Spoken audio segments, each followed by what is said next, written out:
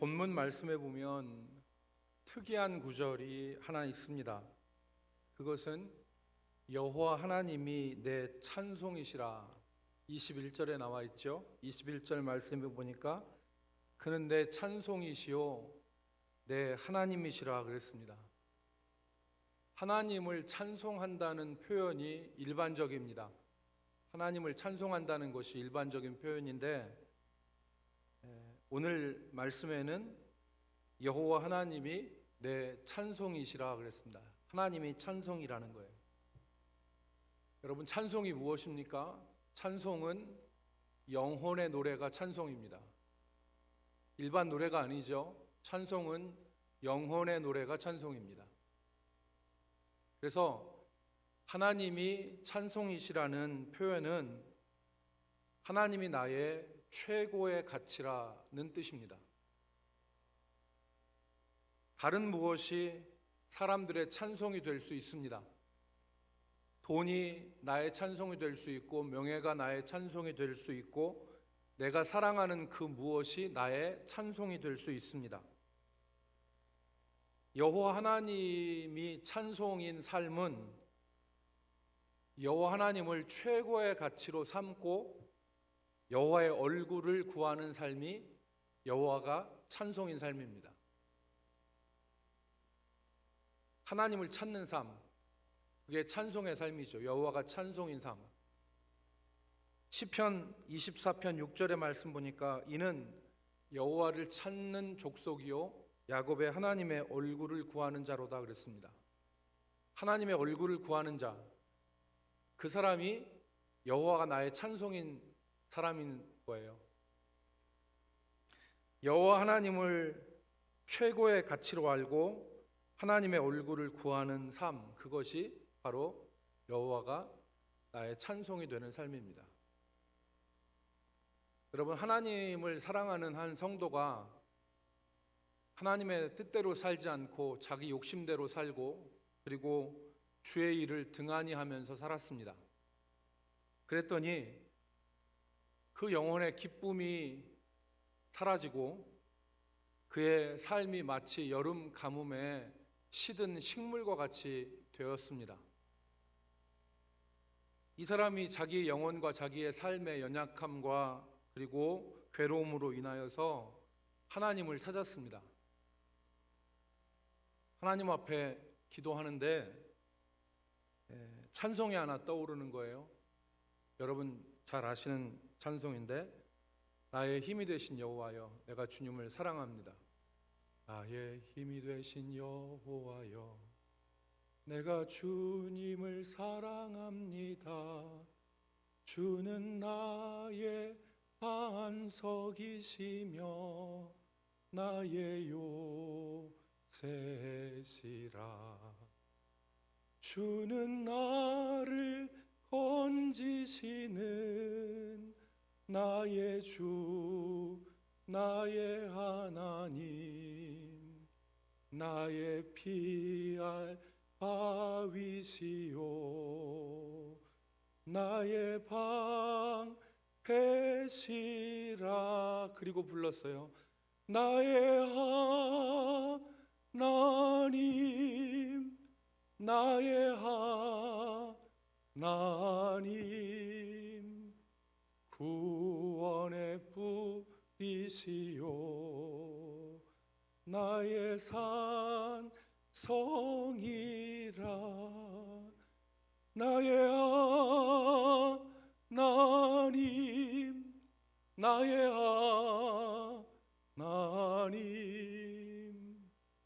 그는 나의 여호와 나의 구세주.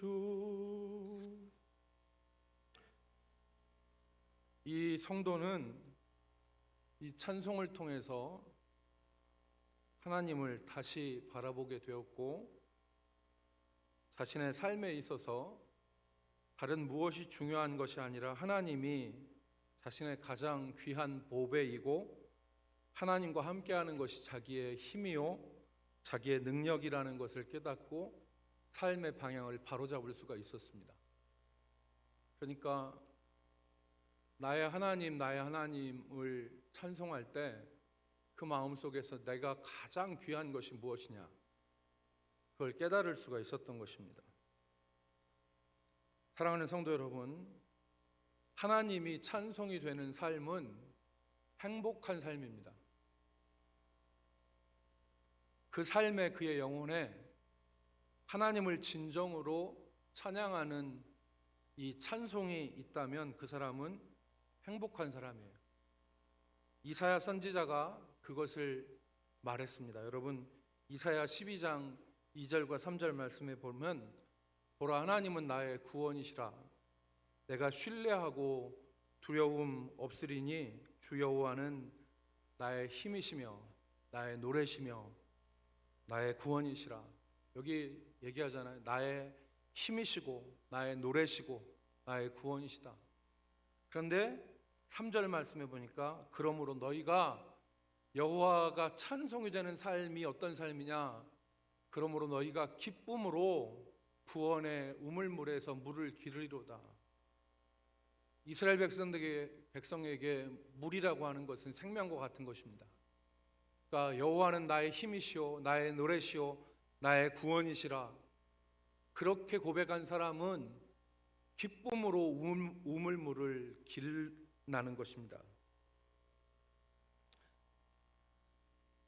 여러분, 우리가 하나님이 나의 찬송이 되는 삶, 그것이 행복한 삶이라고 하는 것을 우리가 인정한다면, 우리가 찬송의 삶을 살려면 어떻게 해야 되느냐, 하나님이 나의 찬송이 되시는 삶을 살려면 어떻게 해야 되는가, 우리의 삶이 흐트러지지 않고 여호와 하나님이 우리의 찬송이 되는 살려면 어떻게 해야 되느냐, 12절 오늘 본문 이하의 말씀에 하나님이 원하시는 것을 기록을 했습니다. 12절 말씀 같이 읽습니다. 이스라엘아, 시작. 이스라엘아, 내 하나님 여호와께서 내게 요구하시는 것이 무엇이냐, 곧 내 하나님 여호와를 경외하여 그의 모든 도를 행하고 그를 사랑하며 마음을 다하고 뜻을 다하여 내 하나님 여호와를 섬기고 내가 오늘 내 행복을 위하여 내게 명하는 여호와의 명령과 규례를 지킬 것이 아니냐. 아멘. 첫 번째, 찬송의 삶을 살려면 여호와를 경외하고 마음과 뜻을 다하여 여호와를 섬기는 것입니다. 이게 찬송의 삶의 조건입니다. 여호와를 경외한다는 것 무엇이냐? 존경과 두려움을 같이 갖는 겁니다. 여호와를 경외한다는 것은 존경과 두려움을 같이 갖는 것을 의미합니다. 단순히 무서워하는 것이 아니라 사랑과 존경의 마음으로 두려워하는 것, 그것이 바로 경외하는 것입니다. 하나님을 단순히 공포의 대상으로 아는 것이 아니라, 그러면 그것은 단순한 무서움이죠. 무서움. 독재자의 채찍과 고문은 독재자를 무서워하게 할 수는 있습니다. 그러나 결코 독재자를 사랑하고 존경하게 할 수는 없는 거죠. 하나님을 경외한다는 것은 그런 두려움이 아니라 사랑과 존경을 담은 두려움입니다. 오늘 본문 말씀에 보면 우리의 찬송의 대상이신 하나님이 어떤 분이신가를 우리에게 알게 하는데, 17절 이하의 말씀 18절까지를 여러분 한번 보십시오. 17절과 18절 말씀해 보니까 같이 읽습니다. 너희 하나님 여호와는, 시작. 너희 하나님 여호와는 신 가운데 신이시며 주 가운데 주시오 크고 능하시며 두려우신 하나님이시라. 사람을 외모로 보지 아니하시며 뇌물을 받지 아니하시고 고아와 과부를 위하여 정의를 행하시며 나그네를 사랑하여 그에게 떡과 옷을 주시나니. 하나님이 첫 번째는 크고 능하시고 두려우신 하나님이라 그랬습니다. 크고 능하시고 두려우신 하나님은 인간의 상상과 능력을 뛰어넘는 절대적인 분이시라는 그런 뜻입니다. 애굽과 광야에서 이스라엘을 인도하신 하나님은 이적과 기적으로 애굽을 누르시고 이스라엘을 구원하신 하나님입니다. 이 크고 두려우신 하나님이라는 표현이 신명기에 여러 차례 쓰이는데 모세가 7장 18절에서 이스라엘 백성들에게 가나안의 그 땅 백성들을 두려워하지 말라 이야기했습니다. 18절 말씀해 보니까 그들을 두려워하지 말고 내 하나님 여호와께서 바로와 온 애굽에 행하신 것을 잘 기억하되 내 하나님 여호와께서 너를 인도하여 내실 때에 내가 본 큰 시험과 이적과 기사와 강한 손과 편파를 기억하라. 이게 무슨 말입니까? 하나님이 행하신 애굽에 내린 10가지 재앙, 누가 그걸 하겠습니까? 그리고 하나님께서 홍해를 가르시고 40년 광야 생활 가운데 만나와 메추라기로 이스라엘을 먹이시고 사람이 결코 상상하거나 사람이 결코 만들어낼 수 없는 그러한 일들을 행하시는 하나님, 인간의 상상과 능력을 초월하신 절대적 하나님, 그 하나님이 바로 여호와 하나님이라는 뜻입니다. 그래서 21절 말씀에 보니까 뭐라고 했습니까? 너는 그들을 두려워하지 말라. 애굽 땅에서 너희를 인도하신 그 하나님 기억하고 이 가나안 땅의 백성들을 두려워하지 말라. 너희의 하나님 여호와. 그러면 그 다음에 뭐라고 했습니까? 곧 크고 두려운 하나님이 너희 중에 계심이라 그랬습니다. 크고 두려운 하나님이라는 것은 이적과 기사와 강한 손과 편팔로 사람의 상상과 능력을 초월하여 인생 가운데 역사하시는 하나님을 말하는 것입니다. 그 하나님이 저와 여러분의 인생에도 개입하시죠. 그 하나님은 크고 두려운 하나님입니다. 크고 능하시고 두려우신 하나님. 둘째, 사람을 외모로 보지 아니하시고 뇌물을 받지 아니하시는 분이 우리 하나님입니다. 사람을 외모로 보지 않으신다는 것은 사람의 중심을 보신다는 말씀입니다. 사람의 중심을 보시고 뇌물을 받지 않는다는 말은 사람의 조종과 통제를 받지 않으시는 분이란 뜻입니다. 뇌물은 사람의 눈을 어둡게 하고 의로운 자의 말을 굽게 한다, 그렇게 했습니다. 사람이 돈을 받으면, 사람이 누구에게 뇌물을 받으면 할 말을 잘 못해요. 그게 뇌물의 속성입니다. 근데 하나님은 사람에게 뇌물을 받지 않으시고 사람의 외모로 사람을 판단하지 않으십니다. 뇌물은 사람을 마음대로 주무를 수 있죠. 여러분, 누구에게 돈을 갖다가 계속 뇌물을 줘보십시오. 그 사람 내 마음대로 주무를 수 있습니다. 그렇지만 하나님은 뇌물을 받으시는 분이 아니에요. 사람의 조종과 사람의 통제를 받지 않으시는 분입니다. 그리고 사람의 외모로 사람을 판단하시는 것이 아니라 사람의 중심을 보시는 하나님이에요. 깊은 것까지 뚫어보시는 하나님이시죠. 다 그럴듯하게 포장하고 다 얘기하고 말은 다 좋게 꾸미지만 그 속 중심에 있는 그것을 하나님은 아시는 분이신 것이죠. 세 번째, 하나님은 고아와 과부를 위하여 정의를 행하시고 나그네를 위하여 옷과 음식을 주시는 분이시라 그랬습니다. 하나님은 약자를 보호하시는 정의와 권고한 자를 사랑하시는, 권고한 자를 돌보시는 사랑의 하나님이라 그 뜻입니다. 이 하나님이 이스라엘을 택하시고 사랑하셨습니다. 모세는 이 하나님이 오늘 본문 말씀하니까 너희를 택하셨다. 그런데 그 하나님을 오늘 우리가 읽은 말씀에 보니까 마음과 뜻을 다하여 그를 섬기라, 사랑하라 그랬습니다. 오늘 우리에게도 주어진 동일한 말씀입니다. 우리가 주의할 말은 마음을 다하고 뜻을 다하여라는 말입니다. 오늘 우리가 이 주일 아침에 우리가 하나님으로부터 받을 말씀은 이 하나님, 크고 능하시고 두려우신 하나님, 고아와 과부를 위하여 정의를 행하시고 나그네에게 옷과 음식을 주시고 사람의 외모를 보지 않으시고 그 뇌물을 받지 아니하시는 그 하나님, 그 하나님이 너희의 찬송도 너희 하나님이시다. 그리고 그 하나님이 너희를 택하셨다. 그 하나님 우리가 어떻게 대해야 되느냐는 것입니다. 여기서 강조점은 마음을 다하고 뜻을 다하여 라는 말입니다. 우리가 이 말씀을 그냥 지나칠 수 있습니다. 왜냐하면 너무 많이 들었기 때문에. 신명기 6장 말씀에도 마음을 다하고 뜻을 다하고 성품을 다하고 목숨을 다하여 라고 하기 때문에 이 말을 쑥쑥 지나가면서 이 말을 건넘는데, 그게 아니라 오늘 제일 중요한 말은 오늘 본문에서 마음을 다하고 뜻을 다하여 라는 말입니다. 하나님을, 오늘 본문에서 반복되어지는 말이 무엇입니까?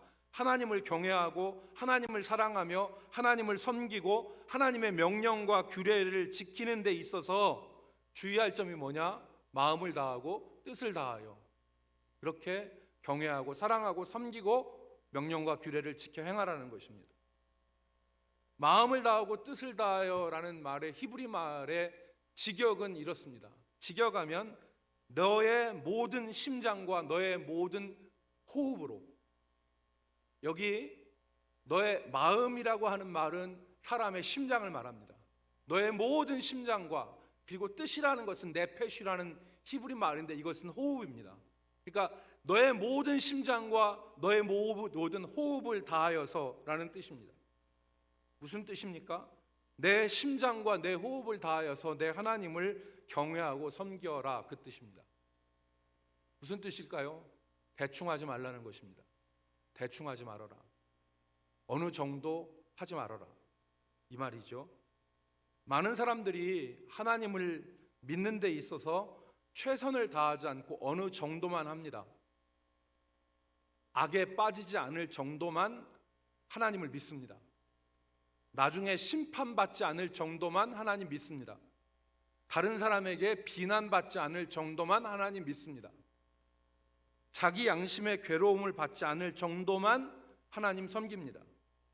했다고 하는 소리 들을 만큼만 하나님 섬깁니다. 이게 우리의 현실이죠.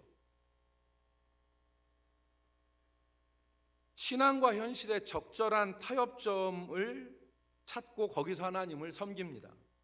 그런데 오늘 우리가 읽은 말씀은 이 생각을 지지하지 않습니다. 오늘 본문만이 아니라 성경 전체가 마음을 다하고 뜻을 다하고 심지어는 목숨을 다하여 내 하나님을 사랑하라, 그렇게 말씀합니다.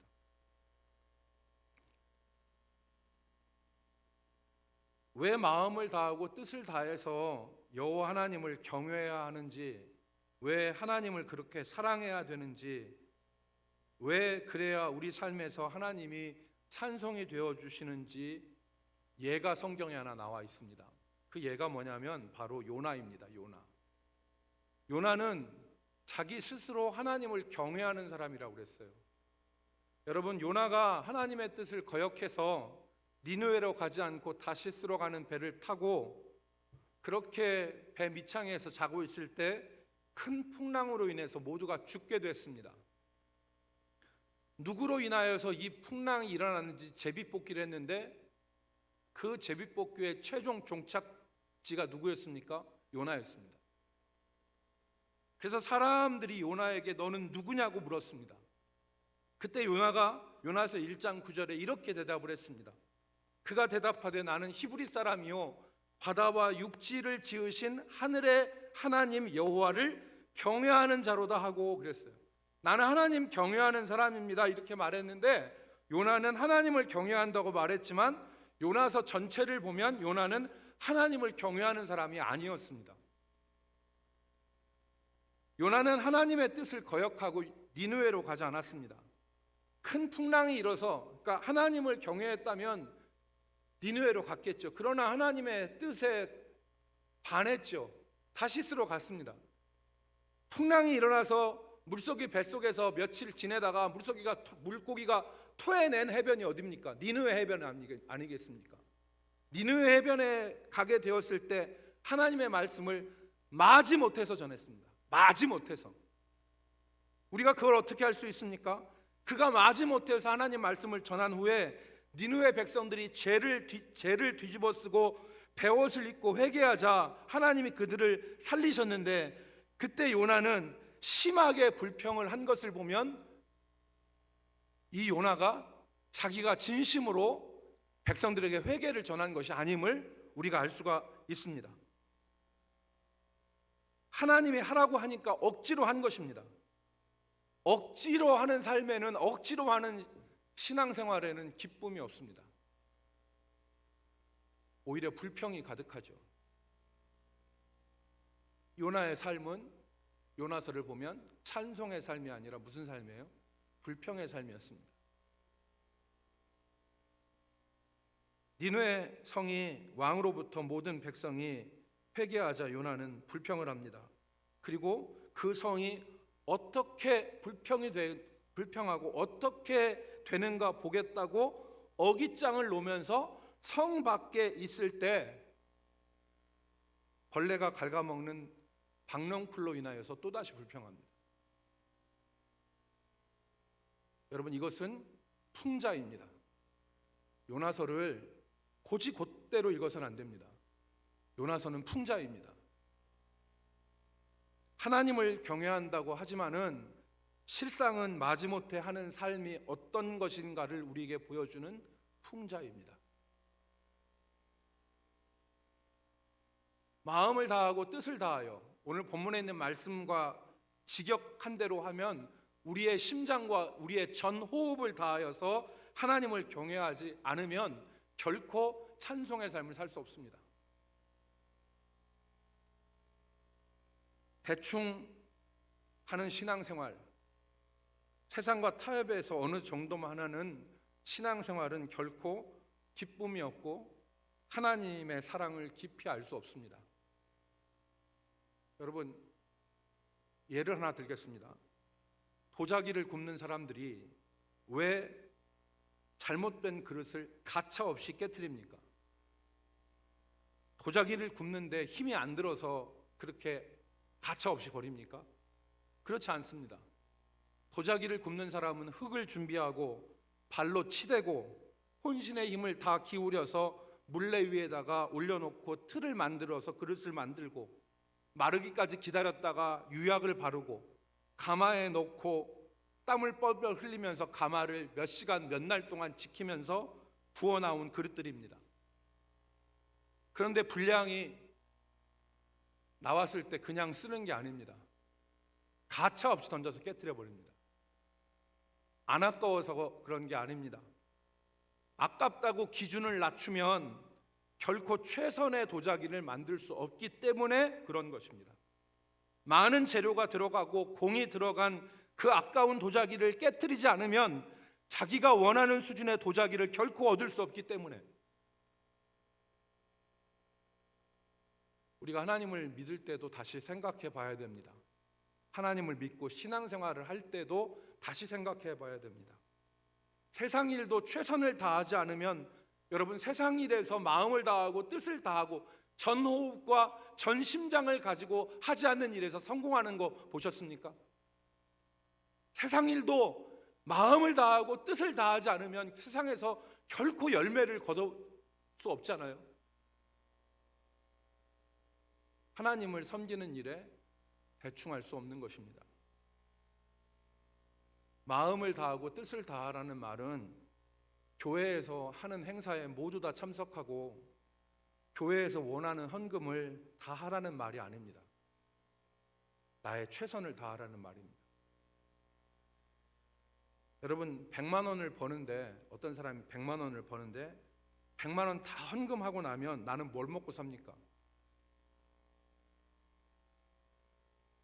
100만 원 벌어서 100만 원 다 헌금하는 건 하나님도 원치 않으십니다. 11조도 하고 아이들도 기르고 생활도 하고 그리고 헌금할 수 있는 규모가 있는데 거기서 최선을 다하라는 것입니다. 여행도 가야 되고 저축도 해야 되고 취미생활도 고려해야 되는데, 그럼에도 불구하고 내가 할 수 있는 최선이 무엇인가를 생각해서 기쁜 마음으로 드리는 것입니다. 그것이 마음을 다하고 뜻을 다하는 것입니다. 시간도 마찬가지입니다. 하루 24시간 교회에서 다 보내고 24시간 성경 읽고 24시간 기도하면 좋지요. 그런데 그렇게 할 수가 있습니까? 먹고도 살아야 될 거 아니에요. 그럼 무엇이 최선을 다하는 것입니까?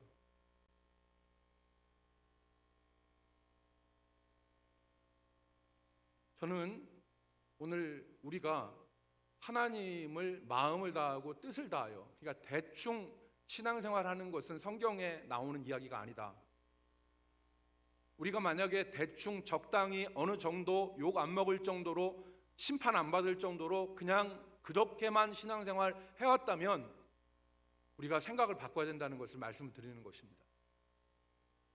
여러분 잘 아시는 얘기지만 미국의 제39대 대통령이 지미 카터입니다. 지미 카터가 해군 장교로 근무할 때 어떤 한 프로젝트가 있었는데 그 프로젝트에 지원을 했습니다. 그 프로젝트의 책임자인 니코버 제독이라는 사람이 지원한 지미 카터와 면담을 했습니다. 이 제독이 지미 카터에게 여러 가지 질문한 이후에 이렇게 물었습니다. 귀관이 해군사관학교 시절 성적은 어땠습니까? 지미 카터가 820명 중에 59등을 했습니다. 카터가 자랑스럽게 얘기했습니다. 820명 중에 59등을 했습니다. 칭찬을 기대했는데 칭찬은 오지 않고 또 다른 질문이 카터에게 왔습니다. 귀관은 그때 최선을 다했는가? 잠시 머뭇거리다가 카터가 생각을 해봤는데 자기가 최선을 다하지 않았어요. 그러니까 아닙니다. 항상 최선을 다한 것이 아닙니다. 그랬더니 제독은 카터를 가만히 보면서 한마디를 던졌는데 그게 바로 무엇이냐면 왜 최선을 다하지 않았는가? Why not the best? 왜 최선을 다하지 않았는가? 여러분 이 말이 정말 중요한 말입니다. 우리가 살아가는 데 있어서 정말 최선을 다한다는 것, 마음을 다하고 뜻을 다한다는 것은 정말 중요한 태도입니다. 오늘 우리 한국 사람들, 특별히 우리 신앙생활하는 사람들이 잘못된 생각을 가지고 있는데 가만히 있으면 중간이라도 간다. 이게 사람들의 생각을 다 사로잡아서 신앙생활을 하는 데 있어도 중간 정도만 가면 된다. 적당히 하면 된다. 이런 생각을 가지고 있어요. 그러나 여러분 그것은 성경적 사고가 아닙니다. 거기에는 요나가 마지못해서 하고 요나가 억지로 하고 요나가 하나님이 시켜서 하고 자기의 마음과 최선을 다하지 않았더니 요나의 삶에는 기쁨이 아니라 불평만 가득했어요. 느슨한 삶, 대충 사는 삶, 감격도 없고 열매도 없습니다. 요즘에 하나님이 저에게 자꾸 말씀하시는 것이 이 부분이에요. 하나님이 저도 이 말씀을 대하면서 자신을 생각해 봤더니 열심히는 산 것 같은데 최선은 다하지 않은 것 같아요. 열심히는 산 것 같지만 최선을 다한 것 같지는 않아요. 바꿔보려고 합니다. 최선을 다하는 삶으로 한번 살아보겠다. 이게 제 각오예요. 열심히는 살았지만 열심히도 안 살았을 수 있죠. 열심히도 안 살고 그냥 느슨하게 대충 살았을 수도 있지만 하나님이 원하시는 것은 느슨한 삶, 대충 사는 삶, 적당히 사는 삶, 어지간히 사는 삶, 이게 아니라는 것이죠. 거기에는 진정한 찬송도 없고 하나님을 만나는 벅찬 감격도 없습니다. 그래서 성경은 오늘 우리에게 마음을 다하고 뜻을 다하여 내 하나님 여호와를 사랑하라고 하시는 것입니다. 사랑하는 성도 여러분, 오늘 우리가 하나님을 섬기고 사랑하되 우리의 전 심장과 전 호흡으로 하나님을 사랑할 수 있기를 주의 이름으로 축복합니다. 두 번째, 오늘 우리 본문 말씀에서 하나님이 우리의 찬송이 되는 삶이 되기 위해서는 마음의 할례를 행해야 됩니다. 오늘 본문 16절, 오늘 암송 구절이죠. 그러므로 너희는 마음에 할례를 행하고 다시는 목을 곧게 하지 말라. 마음의 할례라는 것은 하나님의 명령을 행할 수 없도록 하는 마음을 덮는 것, 마음의 가죽을 베어버리는 것이 마음의 할례입니다. 칼빈은 마음의 할례를 뭐라고 얘기했냐면 우리의 마음에서 사악한 욕망을 씻어버리는 것이 마음의 할례라고 했습니다. 그리고 목이 곧다는 것은 완고함과 하나님에 대한 반역을 목이 곧은 것이라 표현했습니다. 할례를 행하고 다시는 목이 곧게 하지 말라, 이 말씀을 명령을 했는데 그렇지 않은 결과가 무엇이었습니까? 마음에 할례 행하지 않고 목이 곧게 지낸 이스라엘의 그 생활의 결과가 무엇이었습니까? 약속의 땅에 들어가지 못하고 40년 동안 방황한 것입니다. 예레미야 선지자는 하나님을 믿는다고 하지만 하나님의 역사가 나타나지 않는 헛된 신앙생활에 대해서 말했습니다. 하나님을 믿는다고 하지만 열매가 없는 헛된 신앙생활. 여러분, 예레미야 4장 4절 말씀을 우리 같이 읽겠습니다. 여호와께서 시작. 여호와께서 유다와 예루살렘 사람에게 이와 같이 이르노라. 너희는 묵은 땅을 갈고 가시덤불에 파종하지 말라. 여기서 묵은 땅, 가시덤불은 씨를 뿌려도 나지 않는 방해 요소입니다. 묵은 땅에 파종해도 그 씨는 뿌리를 내리지 못합니다. 묵은 땅은 갈아엎어야 됩니다. 갈아엎어야 되는 거예요. 가시덤불을 그대로 두고 씨를 뿌리면 가시덤불로 인해서 씨가 자라지 못합니다. 가시덤불 걷어내야 됩니다. 이 묵은 땅과 가시덤불을 제거하는 것을 예레미야 선지자는 마음의 할례라 그랬습니다. 마음의 할례라. 4장 5절, 예레미야 4장 5절 말씀해 보면 같이 읽겠습니다. 유다인과 시작.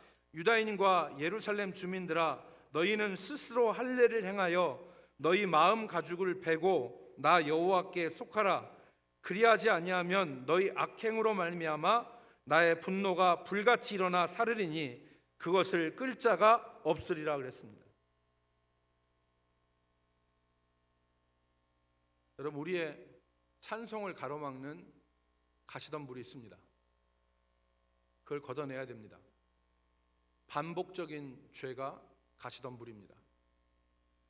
반복적인 죄가 가시덤불입니다. 묵은 땅은 하나님의 말씀에 순종하지 않는 완고함이 묵은 땅입니다. 하나님이 우리의 삶에 찬송이 되기 위해서는 가시덤불 걷어내고 묵은 땅 갈아엎어야 됩니다. 하나님의 말씀에 순종하지 않는 불순종으로 계속 살다 보면 하나님의 말씀이, 하나님의 감동이, 하나님의 은혜가 내 삶에 들어와도 씨를 못 내립니다. 뿌리를 못 내립니다. 내 삶에 반복적인 죄가 있으면 하나님의 말씀이 들어와서 싹을 내린다 하더라도 얼마 크지 못합니다. 그 가시덤불 걷어내야 됩니다. 묵은 땅 갈아엎어야 됩니다. 그래야지 거기서 씨가 뿌리를 내리고 자라서 열매를 맺는 것입니다. 이 묵은 땅을 갈아엎고 가시덤불을 제거하는 것을 예레미야는 스스로 할례를 행하라 그랬습니다. 스스로 할례를 행하라.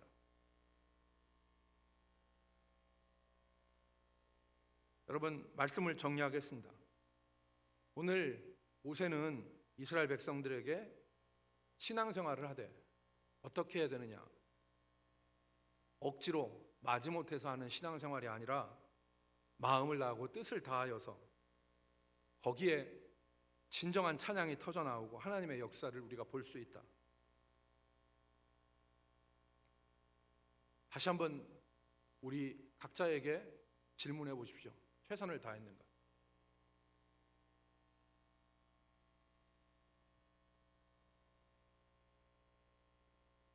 작은 일 하나라도 최선을 다해야 되는 거죠. 암송구절이 이번 주에 새로 나갔거든요. 암송구절이 지난주에 내보냈는데 다시 나갔는데 이게 몇 군데가 오자 잘못됐대요. 제 마음속에 그런 생각이 들었어요. 한 번 더 확인하지.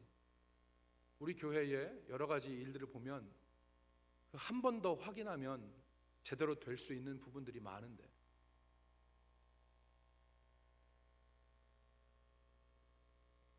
최선을 다하고 마음을 다하고 뜻을 다하는데 어떤 때 보면 전 속상한 게 예배 드리는데도 마이크 안 나와, 영상 안 나와, 자막 안 나와, 제대로 나올 때 안 돼. 난 그래서 이거 누가 했는지 안 물어봤어요. 이거 누가 작성했는지.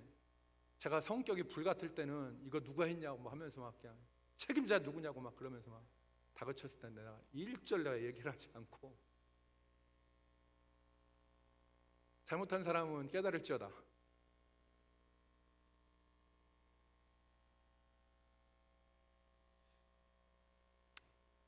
여러분, 신앙생활 하는데 개념을 바꿔야 돼요. 했다고 하는 소리만 들을 정도로, 욕 안 먹을 정도로, 심판 안 받을 정도로, 어느 정도로, 이게 아니에요. 너의 심장과 너의 호흡, 숨을 다하여 여호와를 경외하고 섬기라. 만약에 우리에게 가시덤불과 묵은 땅이 있다면 그것을 갈아엎고 제거해야 됩니다. 그래서 오늘 우리가 어떻게 신앙생활을 해야 되느냐, 20절 결론적인 말씀이 20절에 나와 있습니다. 20절 말씀 같이 읽겠습니다. 내 하나님, 시작. 내 하나님 여호와를 경외하여 그를 섬기며 그에게 의지하고 그의 이름으로 맹세하라.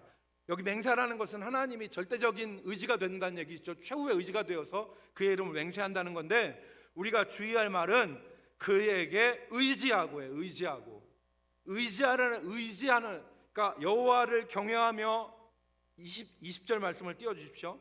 여호와를 경외하며, 내 하나님 여호와를 경외하며 그를 섬기며 그에게 의지하고 했는데, 의지한다는 말은 히브리 말의 다바크라는 말인데요, 이 다바크라는 말은 무슨 뜻이냐면, 이 다바크라는 말은 견고하게 붙어있다, 클링 투, 어디에 붙어있다라는 그 뜻이죠. 어디에 붙어있다, 매달려 있다, 그리고 하나가 되다라는 뜻이에요.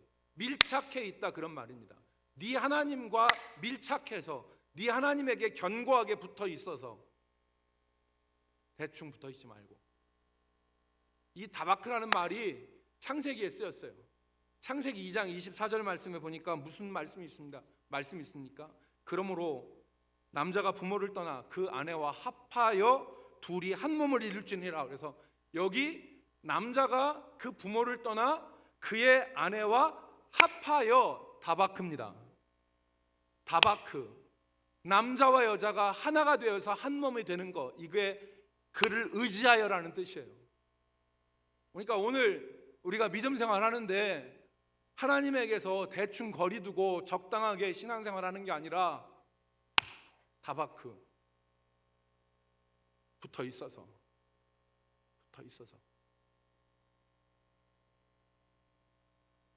우리 마음속에 가시덤불과 방해물들을 제거하고 하나님과 하나가 되어서 마음과 뜻을 다하여 하나님을 섬기는 믿음 생활로 전환하기를 주의 이름으로 축복합니다. 그럴 때 우리 삶에서 하나님이 진정한 우리의 찬송이 되시고, 그리고 진정한 행복을, 여기서 내 행복을 위하여 주의 명령과 규례를 지킬지라, 여기서 행복은 히브리 말의 토부예요. 너의 선, 너의 완전함, 너의 좋음, 그것을 위해서 내 하나님 명령을 지키라. 사랑하는 성도 여러분, 우리 모두가 하나님과 합하여 하나 되어서 하나님을 온전히 사랑함으로 우리 모두가, 우리 하나님이 나의 찬송이 되시고 내 삶에 진정한 이 행복이 될 수 있는 귀한 은혜를 덧입기를 주의 이름으로 축복합니다. 기도하겠습니다. 거룩하신 하나님, 오늘 우리가 하나님을 섬기되 우리의 마음을 다하고 뜻을 다하여 하나님을 섬기게 하여 주시옵소서.